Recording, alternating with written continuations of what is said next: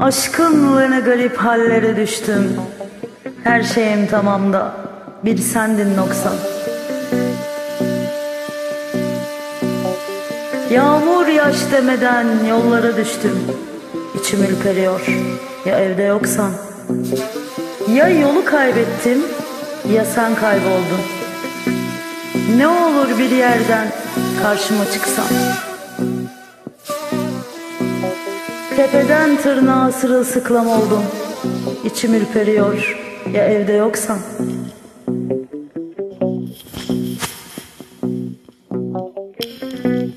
Aşkınla ne garip hallere düştüm.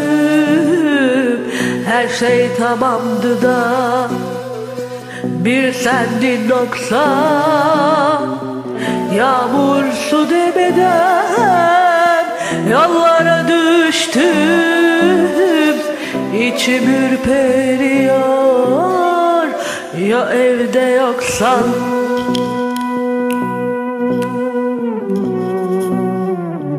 Elbisem gündelik, pabucum delik. Haberin olsa da sobayı yaksan.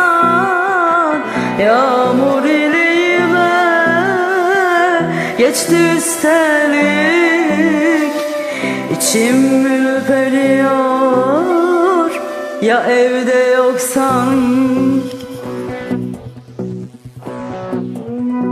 Sarhoşsan kapını çaldığım anda, saç baş darmadağın açıksa çıksa, bir de ufak rakı varsa masamda, içim ürperiyor ya evde yoksan.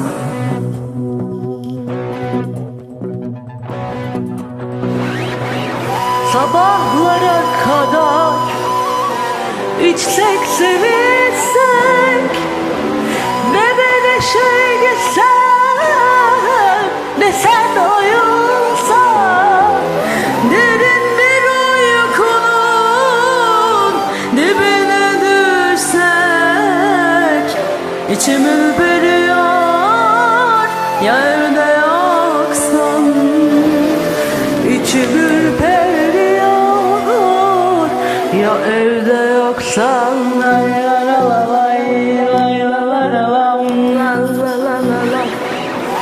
Ne kadar üşüdüm, nasıl acıktım. İlk önce sıcacık banyoya soksan. Sanırsın şu anda denizden çıktım. İçim ürperiyor ya evde yoksan. İçim ürperiyor ya evde yoksan.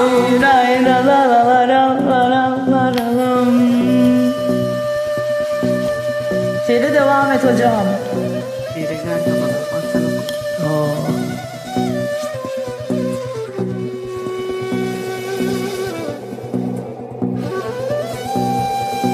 Yanlış mı aklımda kalmış acaba Muhabbet Sokak numara 90?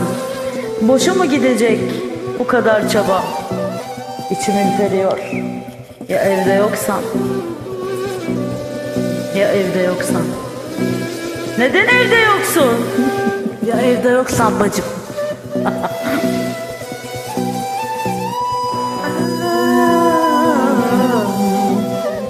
Hoşçakalın, gençliğimizin bir hatırası.